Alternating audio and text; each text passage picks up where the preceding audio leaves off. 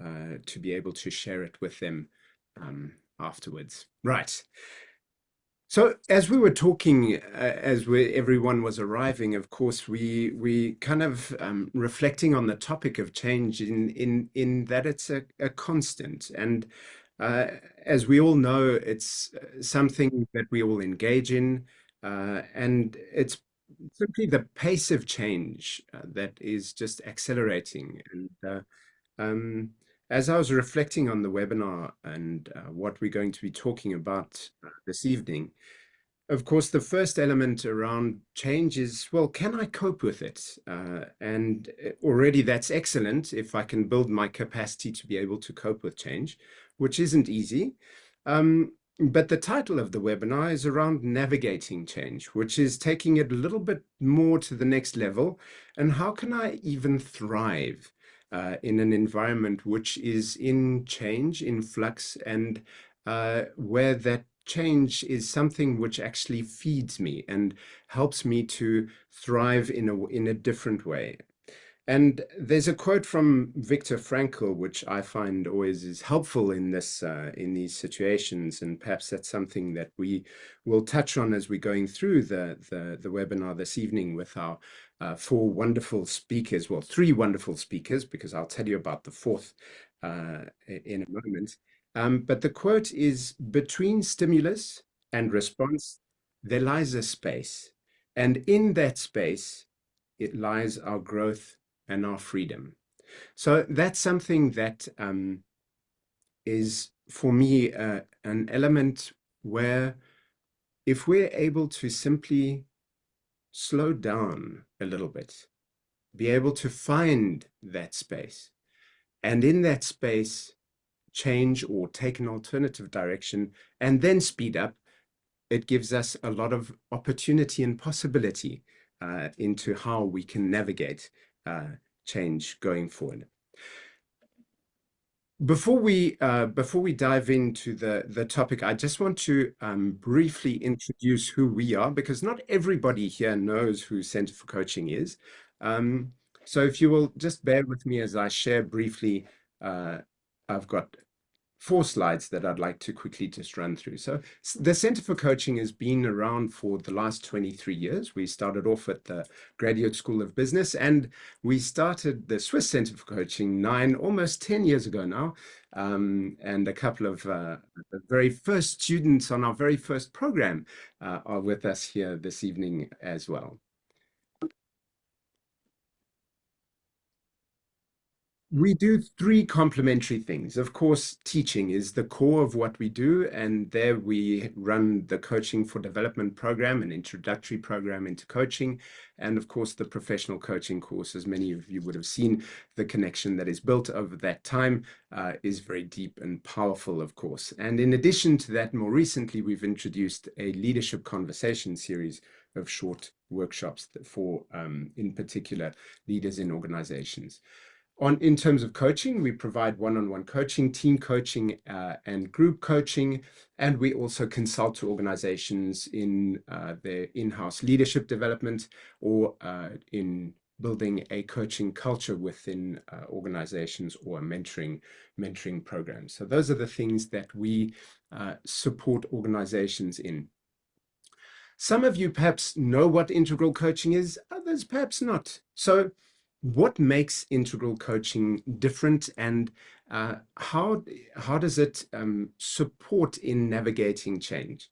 And this is something which we will explore with each of the speakers this evening. But integral coaching looks at human beings holistically. So, not only their work competence, their personal skills as well, and helping us to reinvent the way in which we interact with our world. So it's about how we not only about how we think about things, but also, of course, how we engage emotionally and through our actions and behaviors. And there will be some stories which will be shared later as to what makes this so powerful in the way in which we work and engage. And of course, we often start with a problem because we get stuck.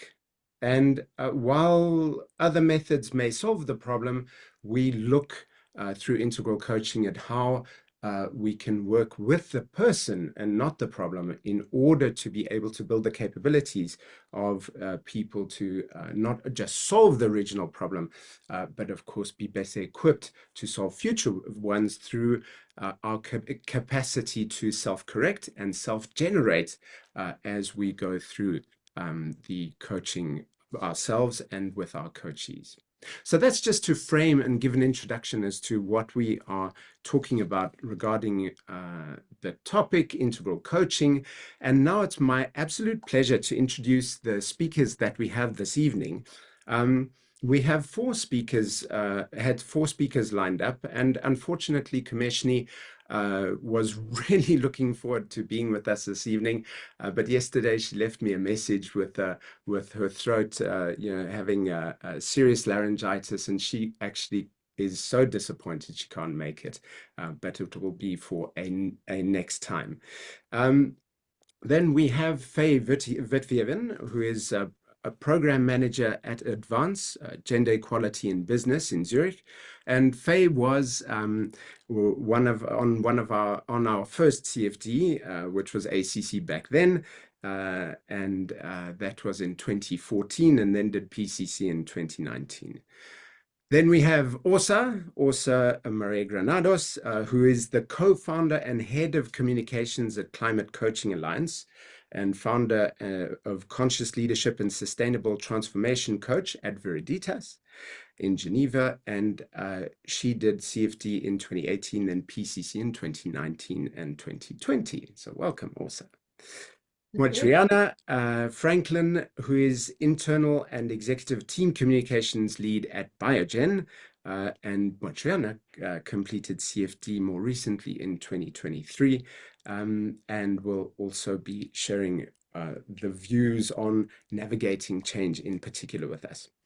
So we're going to start with Orsa. And Orsa, after you've told us a little bit about yourself, I'd love to hear more about, as someone who enjoys approaching things intellectually, I'm obviously very curious as to how you have integrated the emotional and somatic aspects and how that has impacted you in your life.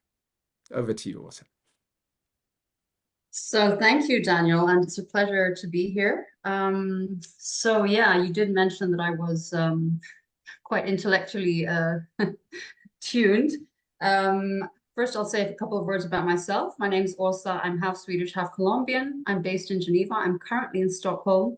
I have a background working in international organizations, predominantly in communications and external relations, and now focusing more on the coaching realm, and have gone into looking at sustainability, leadership, and coaching in that space, in terms of climate coaching, also known as green transition coaching, which is a very exciting and unfolding field that I'm exploring and learning a lot about as I go along. So yeah, to come back to your question, Daniel, yeah, I think many people will relate with this. I was always somebody who was very scientific and rational and logic minded. And I didn't realize to what extent. So this was really dominating my way of showing up in the world, of making decisions, of reacting to the world. And I essentially would say that it started affecting me without me realizing it. It was a gradual process, but I noticed that I started to feel a little bit flat and like something was missing. And I was, my general well-being and vitality and sort of excitement was sort of over time kind of slowly fading a little bit. And I couldn't really understand what it was. But when I came into coaching and I was introduced to Center for Coaching and did the ACC and then PCC afterwards, back to back, in fact, it was a pretty transformative and powerful experience for me because, yeah, I mean, we are taught that our mind is that the brain is, and the logic and the science is what we have to sort of let steer ourselves. But I started to understand that the emotional side was so powerful, and in fact it's your intuition and your emotional center of intelligence are so much faster and are able to gather so much more data points and process what you're going through than your cognitive. So there's a lot of studies about this, and one of the books that I was very, let's say, impacted by in the course of PCC was this Lisa Feldman Barrett's The Making of Your, How Emotions Are Made, I believe the title was. And there are a couple of concepts that where I will certainly not be exhaustive, but some concepts that really transformed how I show up and make decisions and relate to the world now were something like called interoception, which is essentially the brain's representation of all the sensations that are going on in your internal organs, in your tissues, in your the hormones in your bloodstream and your immune system, and how this is in fact a fundamental ingredient of shaping emotion, which I was not aware of before, and that in fact this is informed by the external world and how your brain selects or decides not to take in information.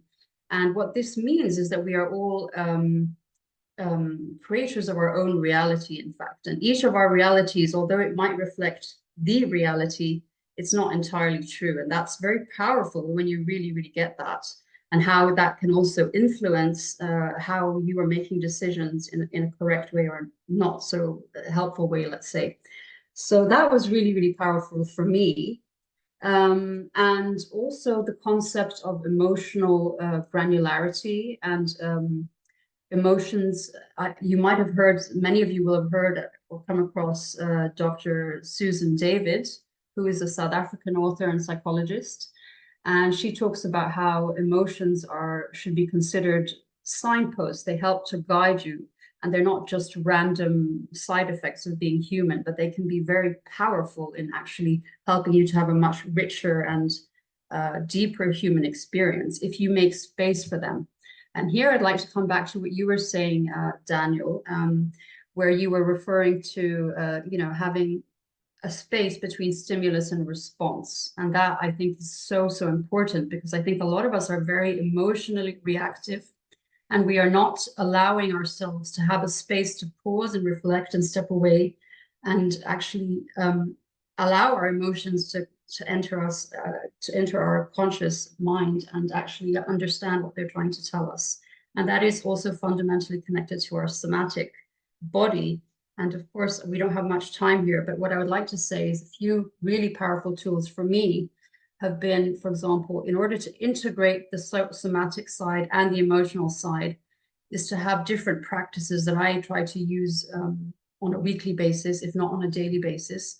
For me, swimming has been a very powerful way for me to shift from being governed by the external world and the expectations of external world and go internally, which was my way of coming back to myself, and also getting tuned into my somatic signals and my emotions. It's very therapeutic. So, and I can sense that a lot of things are released during that process because you're engaging your whole body and you're not being distracted by anything. So for me, that has been very powerful. Another thing that has been very powerful, if we're talking about tools to integrate these other centers of intelligence, are, for example, yin yoga. I talked a lot about this when I was doing PCC, and I have actually become completely obsessed with it. I do it at least twice a week, 90 minutes twice a week. And this is about also helping your emotions that are stuck and stuck energy to be released.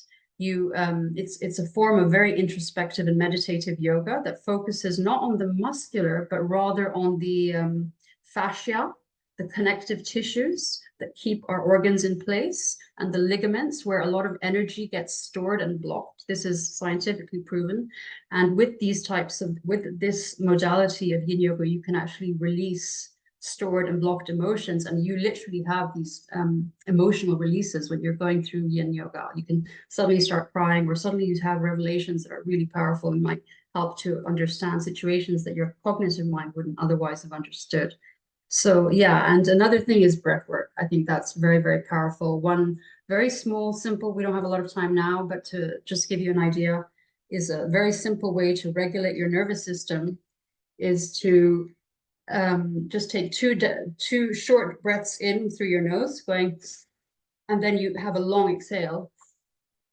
And that is a very good and very quick way, if you do that 5 times, about to shift from your sympathetic to your parasympathetic nervous system. And that has been very instrumental to me.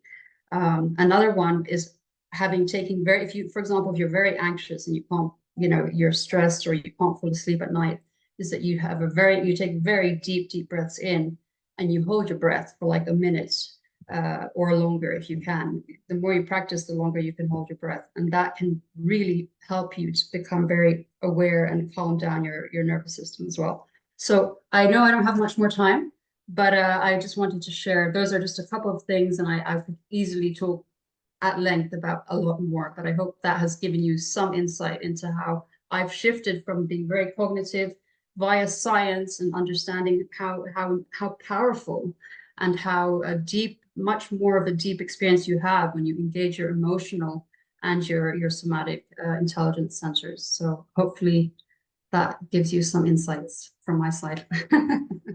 Thank you so much. How am I doing for time, by the way? You're spot on. So that's Okay. absolutely fabulous. And what we're going to do, thank you so much. Also, we're going to hear from Faye and then Moitriana as well.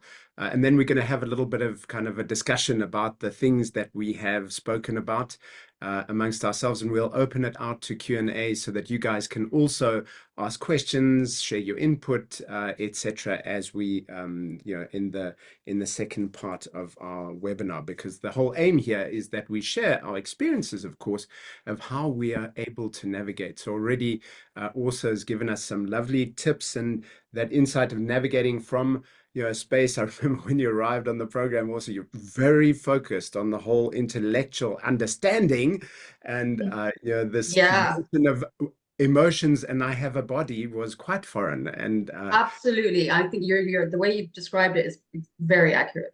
Yeah. But your trajectory is so inspiring, I must say. It's well, really. I'm glad to hear. Yeah, it has been really profound, the shift for me, I have to admit. I mean, really, I'm so grateful. And honestly, I still struggle sometimes, and I have to shift. But I mean, it wouldn't have happened if I hadn't gone through the Center for Coaching, for sure. I have to be honest. And it's whatever journey we're on, right? But the thing is about engaging in that practice to be able to start to find the things that will help us to create that space and that work for us in order to be able to navigate change. So without further ado, I'd like to bring on Faye, who's going to, after, of course, once you've introduced yourself, Faye, I'd love to hear a little bit about how you kind of were able to look at people from different angles and accept people more as to where they are in your journey as you have been navigating change from your side. Thank you very much, Daniel. Hi, everybody. Yeah, accepting people where they are. I think that had to start with myself, and that's what the ACC and the PCC was the biggest gift to me, was to help me accept who I am, and then that enabled me to accept others. And in accepting, it's about not judging. And I guess one of the things that people may know about integral coaching or may not is that you work towards what's called a new narrative. And my new narrative was basically a lioness. I'll be honest with you, it was a lioness, which I wholeheartedly took on as my new, the new narrative, and how a lioness protects her cubs, and how she also, let's call it, slays the inner critic.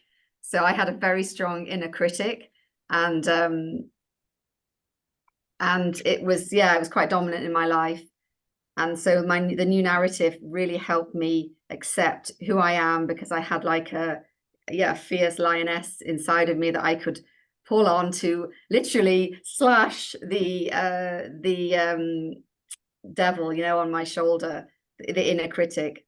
So where did my journey begin? 2014, I was in a corporate job.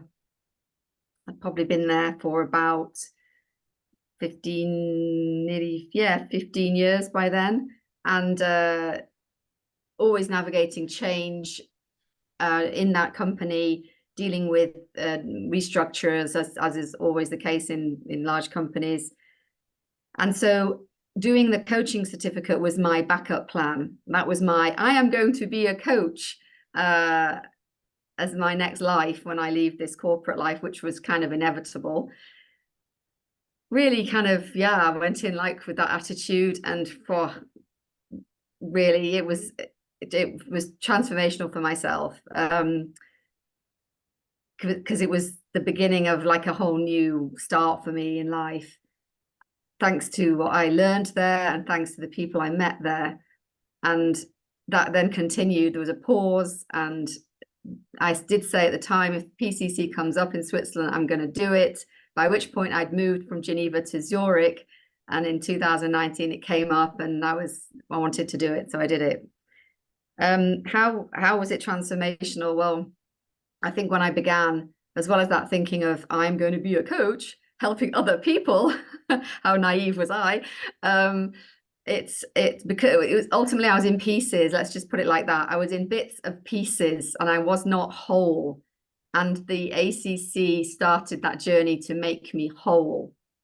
And the reason I was not whole was because I'd had an extremely fortunate life, privileged life, been very lucky with my home life and growing up in the UK. And then, you know, met my husband, got married, got pregnant, was overjoyed, of course. And then at the last minute, literally during labor, I lost our first baby. And so that was a shocker, absolute shocker. But that was in 2010. So can you imagine by 2014, 15, I'd actually had 2 more children. So I was thinking, I'm pretty good. I'm doing good here, you know. I've been very fortunate. I've had 2 more children, gorgeous girls, and but there was something that was missing. And so I always say, oh, I was joining to be a coach, but actually I think the Centre for Coaching found me, because it was, and I remember going to the open day at the Chateau Dupont in Geneva and talking to Daniel, oh, could be something for me. And I was just drawn to the Centre for Coaching, the people there, and this connection with South Africa. And so, yeah, I went into it, and I realized that I was not whole. And it was, the course was more for me than it was for me helping others at that point in my life. And Michelle, who's on the call, was amazing. She was the savior of my ACC, and introduced me to what I probably would have called some rather alternative, well, they were alternative therapies, but I might not have considered them to do them, like tapping, EFT, and the journey, really to help me with my unresolved grief, right? So I'd had these 2 more children. I was under the impression I should be happy. So this was the inner critic now. I should be happy. I've got 2 wonderful children, you know, I'm healthy, and all the shoulds that we tell ourselves. And it was, yeah, through Michelle that I had the therapy. I really needed the proper grief therapy.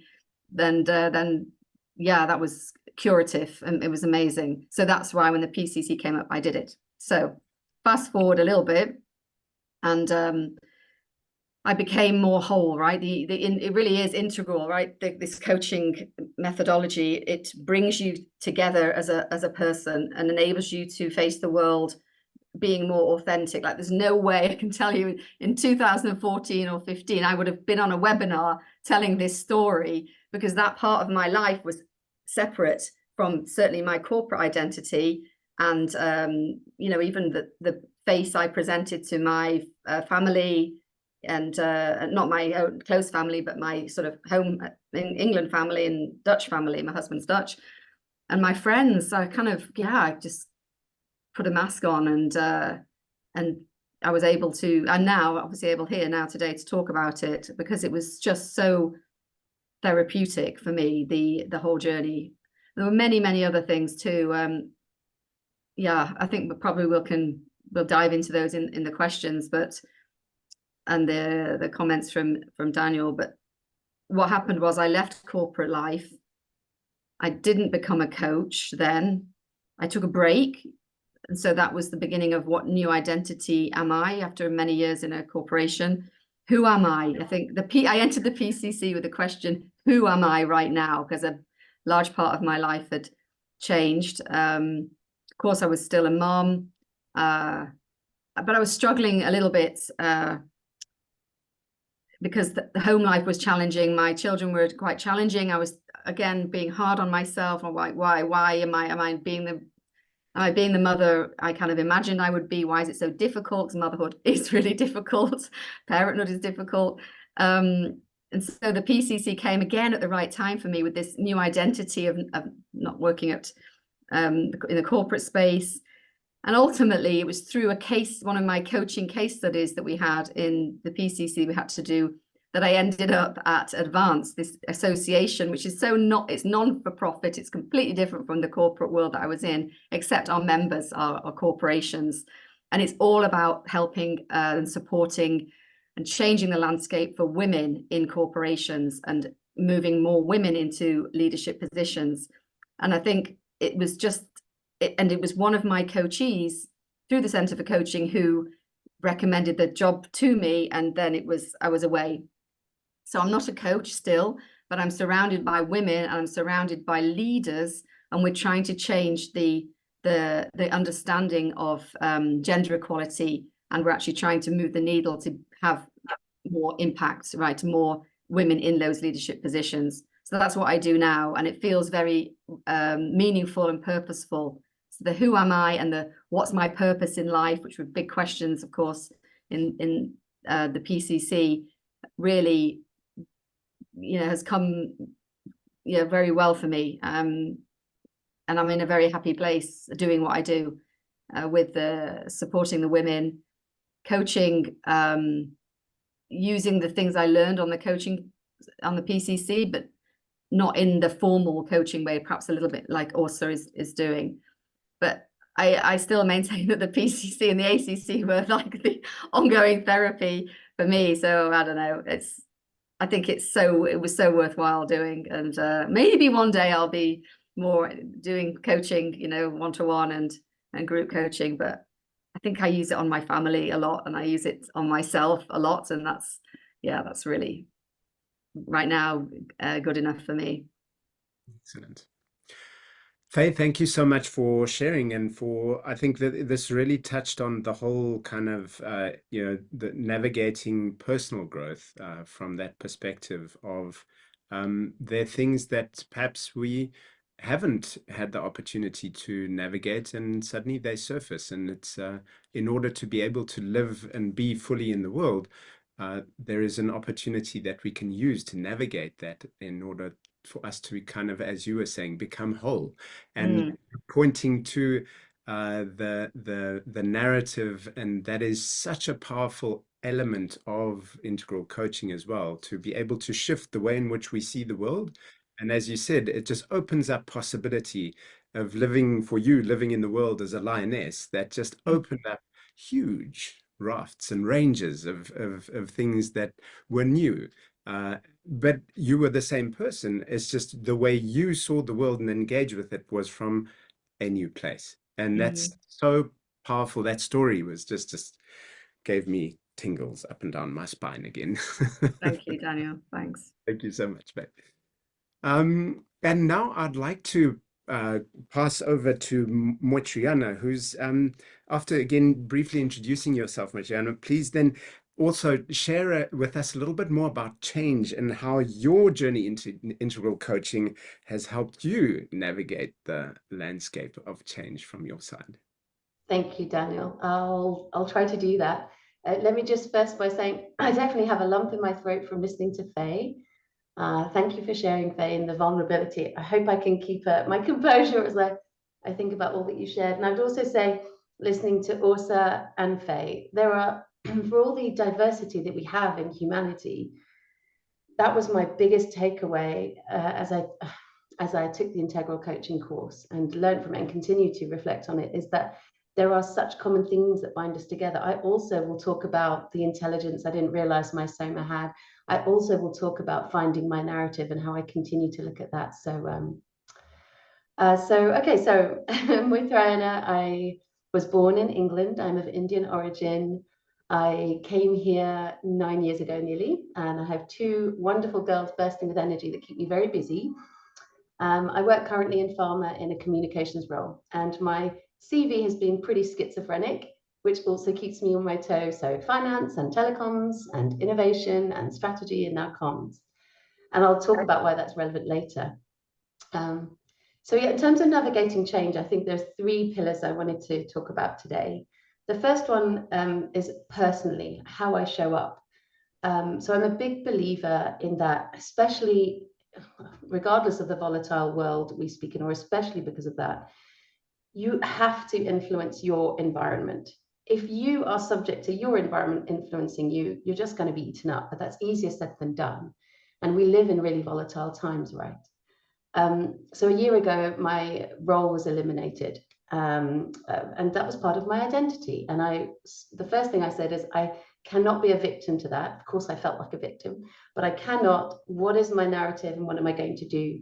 And very serendipitously, and that's another story, the integral coaching course was starting. So I jumped on that. It's an opportunity for learning and inspiration, and I can add to my perspective rather than just finding the next job. And it really did help shape my narrative. So first of all, I've always wanted to be in a job that helps people. And now I don't have to go through 10 years of medical school or study to be a psychologist. I saw firsthand through having just been coached by the wonderful Gay that's on the line today, that it's self-generatively, and what a beautiful power. So I went into that thinking, and I think Faith talked about this as well, I'm going to help other people. But of course, and it's kind of like that, the oxygen mask analogy, I of course had to put the mask on myself before I can even think about helping others.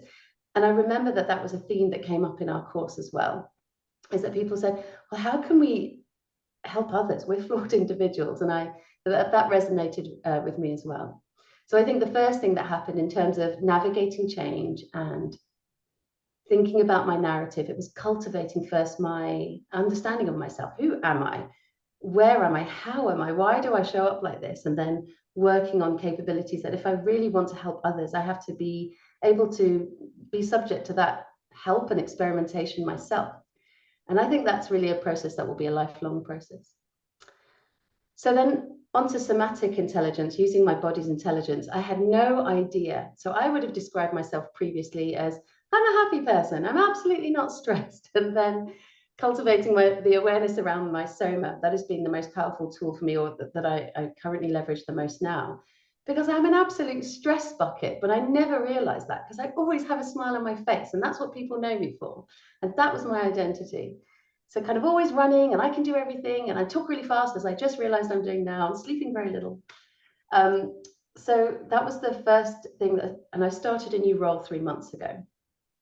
How do I, as a middle-aged person with absolutely no cognitive function speeding up and with a full-time family life, how am I going to go into these high stress scenarios, high optic scenarios, and how can I use these tools to ground myself? And it has been so helpful. It doesn't, of course, remove stress immediately, but to be more grounded and centered, whether it's breathing techniques. And I also posted on LinkedIn about this, the joy of cold immersion. It's not for everybody, but I do it because I see firsthand the benefit of if you can try and, whatever degree you can control your body and your soma and the intelligence it gives you, and then the gift it can give you, and then some modicum of power better than where you were before. And that shift, it's just been such a revelation for me. So I wouldn't have known that without this, without integral coaching. And then I think related to the corporate space and onto the third pillar, what I would say is the ability to be respectful and to be professional, but with anyone in any walk of life. So we live in such a diverse world, and I'm reflecting currently on corporate life and professional life because that's very relevant to me now, 3 months into a new role in a new domain. How do I immediately show up as someone that is respectful? I want to cultivate that atmosphere. Everyone's busy, everyone's running, and the tools around making clear requests, listening well, and really listening well. Like I actually feel wretched if I don't listen well, and I feel like it's very obvious when I don't listen well. And then if the work that I try to do on a daily basis around judgment, I feel like on a daily basis you hear no judgment, but and everyone's judging, and it can be heightened in the corporate and professional space. And I really try to dispense with that. I really have the impression we all come to do a good job. We're all busy. We're not necessarily all thinking about each other, but at least I can bring that. And it doesn't have to be recognized, but if we lead by example, these tiny, almost molecular shifts are going to create some change and some impact ultimately. And then you know, in a corporate space, you try not to think of, well, what's the payback for me, which is the kind of mindset. I think the final thing there is not seeking validation. I also took that away from integral coaching. There was a lot about, you know, why do we do things, and having to be really brutally honest about, I do that to be recognized. And similarly, when things don't go well, is that some validation on us? And no, it's not. And the river moves on and we move on. And that's been so powerful in helping me just keep calm, first of all, and say, that's not a reflection on me. That isn't who I am. It's happened and we'll move on. And that would be easily said before, but not necessarily felt. But then being able to let go, I find very useful, and I'm sure it's helpful for, yeah, my increasing gray hairs, but on some level, the stress that's there. So in summary, I'd say, you know, I hope my story is a bit disparate, but I mean, because so many things are happening with family life and new jobs and jobs that are ending. And I have so many friends in a similar position, because as I mentioned, you know, the volatile world we live in, I don't need to explain, it's not just geopolitical, but layoffs. So many people looking for, well, what am I going to do now? Or what am I going to do next? Well, that was such a big part of me. And I really feel for them. And so that's why I hope the some guidance or thoughts around, you know, finding something that changes the narrative for you, that empowers you, that gives you a spark in your eyes, that gives you new perspective. And then building resilience. We all talk about it, but really, really basic tools to kind of build resilience. If you don't want to take a cold plunge, you know, taking a few breaths and things that we can all help each other with, and remembering to do that. It's been very powerful. And I was saying to the team before we started, that I've realized that the epiphany came to me that this is kind of a upward spiral of realization. I think people often talk about downward spirals, and I don't know if that was in the course. Someone said that was right out of the notes, but it was just an epiphany to me that I haven't started coaching officially yet, but you know, I'm interacting with people every hour of the day, well, apart from when I'm sleeping, even then, probably in my head. And it's to think that I took a course for 6 months, the wonderful power of the faculty, the notes and the realization, the reflection, that can give me a lifelong learning.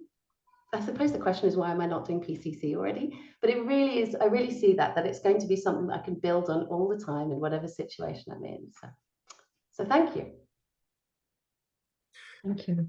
Thank you so much, Maitreyan. And yeah, I love that there's that thing of noticing what our habitual patterns of behavior are. And as you were saying in speaking, that tendency to go, yeah, I'm always happy, I'm fine, it's all okay.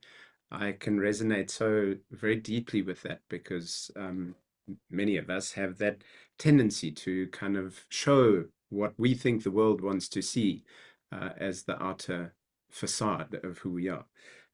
But being conscious and aware of that then allows you to be able to say, well, sometimes maybe I can make that facade a little bit more permeable, in what circumstance and how, and that creates a level and depth of connection, of course, with those we engage with, which is completely different. But it starts with awareness, and starts being able to actually notice that and being able to engage with that.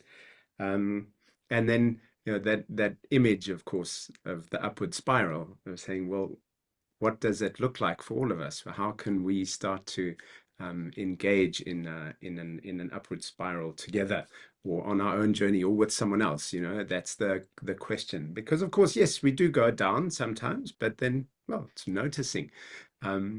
So what I'd like to do now is to say thank you very much to our 3 speakers to having shared that. Yeah, we're going to put all of us up here so that we can have a little chat together and see what it is. Perhaps I was thinking, what is your favorite practice, perhaps, that helps you to navigate disruption? Because that's what change is about, right? We're getting a little bit knocked off our upward spiral. So what is it that you find is your favorite practice? I can share one. Yeah. During the pandemic, when we were moved from being in person to everything online with the PCC, as well as our whole lives going online, I was walking a lot in the forest. That was my kind of, well, I think it was perimenopausal and kind of being stuck in with the kids, and it was my escape, right, to get out into the forest. So I was walking, but I was not probably walking as, I wasn't benefiting perhaps as much as I could, because I was rushing through the forest. And then during the PCC, the practice of the 5 senses came up, and the walking practice with the 5 senses. So that was wonderful for me, and I still do it, and I taught it to the kids too, which is, what am I seeing, what am I hearing, what can I feel, what can I smell, and the 5th one, what have I always taste. That's it. That's the hardest one actually, but yeah, the taste. And then what am I hearing? What's the nearest sound I can hear? What's the furthest sound I can hear? Oh, and when you've sort of occupied your head with those questions, and then you felt it in your body, all these senses, then it was incredibly grounding for me, and still is. So that's a long-lasting, probably lifelong practice for me. I'd like that one too. Yeah. Also, I feel like this is your domain. It is. I actually have to say that, yeah, just to echo what Faye was saying, I mean, I did something nature. I'm very passionate about nature, and that's one of the reasons I've gone into this green transition coaching. But it's, broader than that for me. And one thing that I did last autumn was I went on a nature retreat, which was all about introspection, but in nature. And it was guided by a qualified forest guide and coach and mountaineer who was very, very competent. And she had these different modalities for us when we were hiking up in the Swiss Alps in Valais. And it was so powerful. I was actually blown away because it's not the first time I was in nature, but it was just this, a little bit like you, Faye, talking about, all the different senses, and this really powerful sensory experience where you really connect with nature. And it's incredible. I could really feel with the hiking and the different exercises we had to do, that shifts, literally the shifts in your body, like your body changes and your cells change and your outlook changes. It was just so fast. And I was only there for maybe 4 days, but it was really deep immersion, and it was so grounding, so centering. I felt like I got insights, and different revelations came up that would not have happened. We were also encouraged to put our phones away, not use the phones, and that can do a lot, go a long way. So yeah, for me, I think, what is that quote? I think it's Einstein's quote, who says that look deep into nature and you'll understand everything better, and certainly yourself as well, I would say. And I really can only testify to that from my own experience. Yeah. Nice. Thanks, Åsa. What's your now? I would just say breathing, just because by the way, I'm really envious of these retreats and hikes, and I just cannot wait till I can do that myself. Me too. Me too. Strongly recommend. Strongly recommend. It's pretty profound and powerful, really. But soon I will push my children on a 6-kilometer hike. But for now, I think that for me, it's the just breathing, because it's so immediate. So if I have 1 minute before that call starts, I can do it. I can breathe in for 4, I can hold it for 4. And so long as I breathe out for longer, just even doing that once, let alone repeating 4 or 5 times, it already has an impact. It's invisible, so I can do it when the call has started as well. So yeah, for me, breathing. Nice. And those moments when we extract ourselves are important, because it helps to really kind of slow down. And at the same time, what you're talking about, the practices that one can do that are embedded in our daily life, are the things where I find are so powerful in creating that upward spiral. Because of course the upward spiral is important, that we generate that from time to time in a significant way, but it's really important that we keep the momentum going throughout the day, and especially when we're feeling buffeted by something, or we a bit knocked off our feet because someone said something which distresses us, etc. So what is it that I can do in the moment where I can pause, notice my breathing? And like, for example, I have an exercise that I do where I massage the tip of my fingers, which I find is a lovely exercise to really just set, because it slows me down, and it kind of brings a little bit of pressure into it's also the acupuncture points as well, acupressure points. Or you can feel, some people I've shared this one with as well, you feel your fingerprints, you kind of try and notice your fingerprint. That also settles. So again, it's about saying, what is it that works for me in the moment where I get a little bit triggered, and what can I do to bring me back from that kind of triggered zone? We were talking about that the other day with the team. And you've got your comfort zone where you kind of all okay, everything's fine, hunky-dory. You go into the learning zone where you feel a little bit kind of okay, stretched, this is okay, I'm learning, I'm not comfortable, but everything's okay. And then you hit the triggered zone, the kind of, or some people call it the panic zone. You know when we go there, right? And it's saying, when I notice I'm reaching that edge, that boundary, what can I do to just bring me back so that I am still in the learning zone and able to engage, uncomfortable, but I'm here and I'm like present and grounded, still disrupted, but yeah. So those are the practices that I kind of try to fine tune for myself, and obviously with the people that I engage with, because that helps so much. Because if you can do that when you're feeling triggered by somebody in a conversation, imagine what happens, the possibilities that emerge. You suddenly don't lose it. You're able to actually engage in a more coherent way, ourselves and others. Yes, Daniel, and I would just like to add something to that. I think being triggered in the current world happens pretty frequently. So, these practices, I think, have taken on a whole new level of importance and meaning in our lives. They were always important, but now it's like you need them to survive, and let alone to thrive, right? So it's so important. Can't be emphasized enough. And that's if we can cultivate that to be able to, as you said, cope and survive, the possibilities then emerge for us to be able to actually expand our learning zone, because it's not comfortable. It is, we are in change, we are unsettled, but can we expand our learning zones so that we can actually remain there without being triggered? And that's it shifts the way in which you live your life, right? So, and be able to navigate change. So I would like to open this out to questions. We've got a few minutes before we close. So from participants, what kind of questions or things you'd like to add?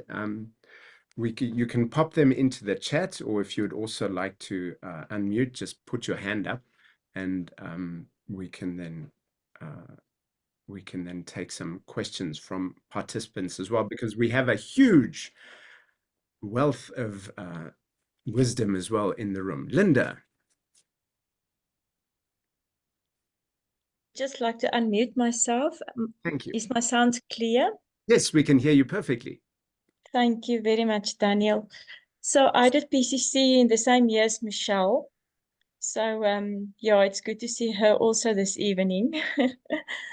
I have a question. It's a bit maybe different. It's a bit more research oriented. I'm busy with a research article. The heading is the impact of integral coaching on holistic well-being. And I need some information. It's reviewed and there's a few questions, which is always valuable when the reviewers ask some questions.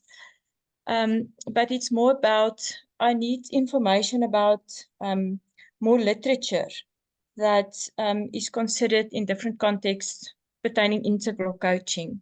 So you don't have to answer me here. Maybe you can just email me your, type your email address in the chat box, then I will liaise, if it's possible with you, not on this forum, just with some information I need, because I really struggle with literature on integral coaching. It's very limited in some way, or I just don't find the right information. The right information, right? Okay, well, Yes. Linda, we would be happy to share that with you, and so yeah, I will pop my email into the chat for you to, or Tamila can share that with you, and then we'd be very happy to share based on what your requirements are. But that's fascinating. We'd love to see your article and your writings on this, because of course your topic is of a lot of interest to all of us. Thank you. And I would like to end off that the integral coaching, ACC, PCC, it had such a huge impact in my life also that I even continued with further research on that, specifically the personal transformational value of coaching. But that's a different story. But it was a wonderful journey to marry also the science and the theory and the practicality of integral coaching. Oh, that's fascinating. Where are you doing your studies, Linda? What? I completed it, but it was at the University of South Africa. Yes. Oh, cool. Yeah, but I will also share whatever you would like further in a different discussion. I don't want to take up all the time now. Thank you. That's fabulous. Thank you, Linda. No, but I mean, it's so important that we continue. That's why, we thought, well, let's get together and share our, also our thinking around where we are navigating change, etc. And I think there's an interest from, obviously, given the number of participants here this evening, in sharing our stories. And I think there's really an opportunity forum for us to be able to share more about our experience, because each of us is so unique in the way in which we engage with this work. And it is unique for us, but it is so helpful to share because it allows us to be able to practice our craft, our art, our science of integral coaching, which is that kind of that middle road between the two, but in a way that is even so much more powerful. So, having your input, Linda, as well, and from all our speakers this evening has been fabulous to actually get that input. Are there any other questions from participants, or any other insights you want to pop into the chat, other favorite practices that you have which you'd like to share? I'm always on the lookout for those kind of things. So yeah. Or any other from the speakers while we wait, if there are any other further questions, anything else coming up for you? I'll just say I was really interested also when you talked about I've forgotten the term you gave it, the intelligence that comes from our organs. Oh yeah, it's the interoception. It's your brain's representation of all the sensations that are happening in your body. So in your organs, in your tissues, in the hormones in your blood, in your immune system. It's how your brain makes, kind of the communication between the brain and the body. And you knew about that before this, or you discovered that? I learned about, I've always been interested in neuroscience, but this was actually a book that was part of the PCC reading list that I read, How Emotions Are Made, by a neuroscientist called, I think her name is Lisa Barrett Feldman or something like that. And that book I found incredibly, incredibly insightful. Yeah, I would strongly recommend it. Yeah, if you're into the soma and body and how that all works together. Bridging the different centers. If you don't want to dig into the book, there's a podcast that she did very recently with Adam Grant, and they went into it's a kind of summarized version, so it can give you a taster of the what's in the book. Very good. Okay. Excellent. Highly recommended. Yeah. The reading list for the PCC is quite famous, so I'm not. Yes, for a reason. I heard everyone talk about that in our the reading list was outstanding. Yeah. Outstanding reading list. Yeah, so powerful. The one I liked a lot was the Wendy Palmer's, and I know Gay, I think you relate to this. Wendy Palmer's How We Sit and Stand Impacts How We Lead. That was really powerful. I used that a lot when I was coaching with my case studies. Many of the practices from that about the how basically I'm sitting completely incorrectly because I'm leaning in, but Yeah. how we sit, how we stand, and the aura that we can generate from our bodies, how that can influence how we are seen by other people. And I think about that a lot because of the women I come across and work with that come our way through all the different programs that we offer at Advance. How important that is, and how it makes you feel. Of course, that's how it changes the way you feel, and then that changes how you come across to other people. Yeah, that's powerful. That book by Wendy Palmer. Another book that was great was this Year to Live. I think. Oh God, that was amazing. Amazing, huh? Right? And I mean, that's a relationship with death, and I thought that was really incredible. Incredible. One of the most powerful books I've read. Yeah, one of my low down on the sort of scale of, well, one of the, I say, pieces floating around there was the spiritual life, right? And I didn't really, I hadn't got that at all worked out for myself. Even with the loss of our daughter, I was struggling with that piece very much. And reading that book was amazing. It was like, it basically made me comfortable with death, which I had been terrified of before. It was incredible book, and there were a couple of others on the reading list as well that I really learned a lot from, and yeah, it just changed the way I felt. I think there might have been some questions or comments, Daniel. There's some comments in the chat about the books that you mentioned, and Linda's asking for a list of the practices with names and references and websites and retreats and speakers. So we will try and put that together, Linda, and share that with you. I'm just mindful that we are at almost at time. It's we did promise to finish in an hour. So Gay has her hand up. We have to. I see Gay has her hand up. If you can be very brief, Gay. Yes, I'll try to be my usual succinct self. So yeah, I just wanted to say how amazing it is that two of the speakers did PCC with me. Moy, I followed your journey through our coaching together, and on CFD, Kumesh was in my CFD pod last year. So, one could easily believe that this webinar was all about me, but actually, I want to point out that the common theme, I think, in, how do we integrate this work is that we show up differently. And just in showing up differently, we effect change in the world. And I think that's really what makes this so powerful. So thanks to the speakers tonight for sharing their experiences. Faye, especially, I know how much that means for you to share your story. So yeah, thank you. And I want to say thank you to Janine, who I saw pop in, and it's so lovely to see you, Janine. She was my lioness coach. She gifted me with the narrative of the lioness, and that was forever thankful. Thank you. So thank you very much, Gay. And yeah, we're going to need to close off now and wrap up. Okay, Olga, quickly. What did you... No, sorry. It was like to clap the hands for Janine. Oh, to clap your hands. Lovely, okay. I hit a different hand. Yeah. Yeah, different hand.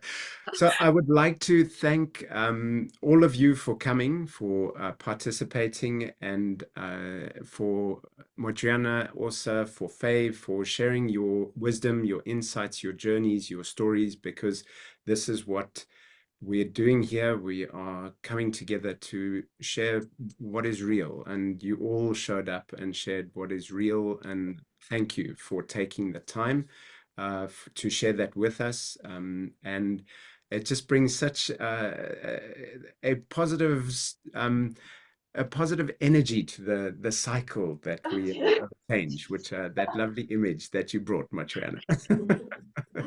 So thank you so much for your input, and we'll send you some further information about also what we up to at I mentioned at the beginning of the webinar, and some special offers as well that we have for participants for our upcoming courses. And we have a joyful voice who's just joined in. And with that, we will leave you to have a wonderful evening. Again, thank you so much for your participation. And Have to leave like this. leave like this. There we go. We need a screen grab. Thank you. Wonderful to see you all. Thank you so much. Thanks, Thank you. Daniel, for pulling me in. I appreciate it. Lovely. Cheers, everyone. Bye, everyone. Don't want to Bye. go. It's like the end Have of a nice PCC calls. evening. Don't want Thank to you. go. Let's just stay. Let's just stay. You can stay. Bye, You don't have to go. If you want to Right, stay, stay you're for welcome.